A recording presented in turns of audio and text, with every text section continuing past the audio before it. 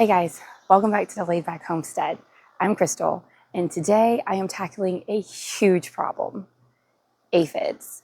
I have a really bad aphid infestation in my greenhouse. And so today I'm going to show you my 3-step method to getting this under control because it's a doozy. So let me go and show you just how bad this is. Well, it is worse than I thought. So the first step to eradicating any problem is identifying it. And as you can see, we have a ton of aphids. And this has gotten out of control partly because I've been sick and I haven't been able to be out here handling my maintenance in my greenhouse, but they are everywhere. And in fact, they've already taken out one of my squash back there, and this one they have overtaken pretty much overnight. Because I have seedlings in here, I need to get this under control. This cannot stay like this. So because we're dealing with aphids with an infestation this big, I really want to try to save what I can. Some of these plants I'm probably not going to be able to save, like that guy, but the rest I want to try. The first step to eradicating this problem is to come in and do a really heavy pruning. It's a jungle in here. Pruning it is going to be the first step to getting this under control. And one thing I've noticed is that the variegated squash plants are not hit as hard. Don't get me wrong, they're still on there, but they weren't hit as hard. But we are going to come in and take care of all of that. So with aphids, they do have some natural predators like ladybugs and lacewings. And I have indeed released ladybugs in my greenhouse before, actually several times. And they handle the problem, but they eventually leave. If you're growing in your yard, I do not believe that releasing ladybugs is going to be beneficial. I have yet to see a successful release where they didn't all just leave within the same day. I know people who've tried it, and it just seems like, you know, they release them at night, the next day they're gone. So what I would recommend if you're dealing with aphids in your garden beds outside, and if it's something you've dealt with in the past, I would make sure that you plan on planting every year some of the flowers that naturally draw ladybugs to them. Sweet alyssum is a good one. I actually, when I had ladybugs in my greenhouse, I did have a big alyssum plant growing there as well. Marigolds, I've not really seen too many ladybugs on the marigolds. I typically do see them more on the alyssum. Sunflowers, cosmos, calendula, dill, fennel, and yarrow. So those are just some of the suggestions that you can try if you want to naturally entice the predators to the aphids. And if you're dealing with that in your yard, that's a good suggestion. For me, in the greenhouse, unfortunately, it's a sealed greenhouse. It's not going to really help. So there's a couple of theories on how the aphids kind of come to be. I've heard that if your plants are over-fertilized, that will draw the aphids. However, these plants have only been fertilized the one time, and I deal with this religiously in my greenhouse, regardless of if I fertilize or if I don't. The other theory that I've heard is that if you have an aphid problem, you really have an ant problem because the ants basically farm the aphids for their sweet secretions. And I know I have ants in here. I have tried to eradicate ants in here.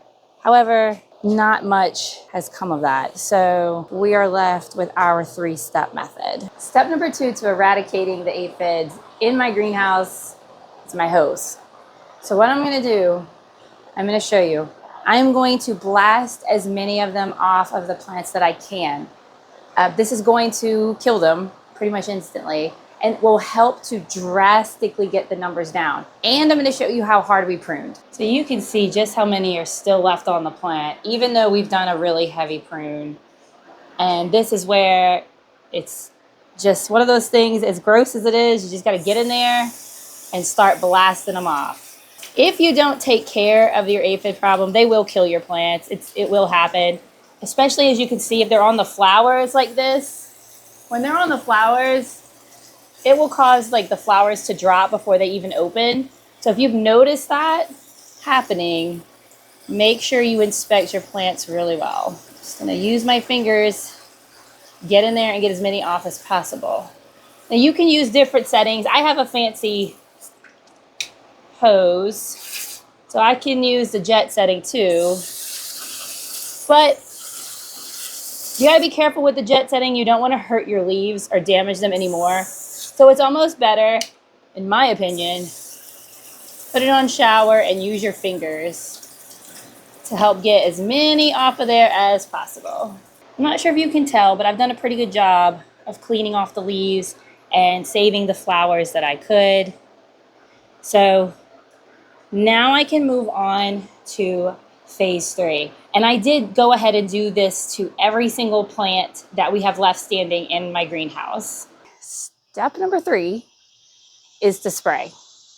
Now, really, you should be on a spray routine to prevent this from happening. And in a perfect world, I would have done that. But again, I was sick and I could have gotten this under control a lot sooner. Now, I'm going to show you, this is the spray that I'm using. It is organic, Dr. Earth's Final Stop. I was using this prior to all of this kind of exploding on me as a preventative, and it was working fine. It just got away from me. I also have done the neem oil and the soap and all of that. And while that does work, the issue I have had in the past is that neem has burned my plants. I live in an area where it's really super hot. It's still super hot going into September, and it will be super hot really until October, maybe even late October. So for me, I can use neem in the early spring or during the winter time, but during the late spring, summer, and early fall months, I need something a little bit gentler, and that's why I use Dr. Earth's. And again, it is organic, and it handles a bunch of different things, and not just aphids, but my bottle's a little bit faded. So with any good spray routine, you're gonna wanna get all parts of the plant. I like to do the stem, make sure you get the flowers, and both sides of the leaves. You don't wanna just do the tops, you know, try to get both sides. And this is something I would recommend if you have an outbreak as bad as I do. I would recommend you come out every day or every other day for at least 3 to 4 days to keep an eye on if it's working, if it's not working. I even like to kind of spray the top of the soil down just to make sure I'm getting all of it nice and coated.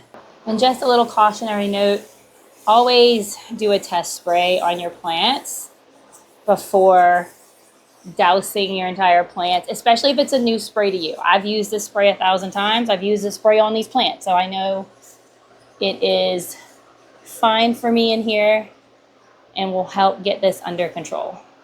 All right, this is our final after. We've sprayed, we've pruned, and we came in and actually put some compost on the stems just to help them. They seem, you know, some of them really just seem like they're struggling, they're scraggling along. So we just put some compost on them just to try to help beef them up and give them a stronger root system. Well, guys, that was my 3 steps to eradicating the aphids in my greenhouse. If you have other methods or tips and tricks, please share them down in the comments. We are all here to learn and grow together, and I am always open for new suggestions and ideas on how to handle things like that. So if you enjoyed this video or found it helpful, please give it a thumbs up.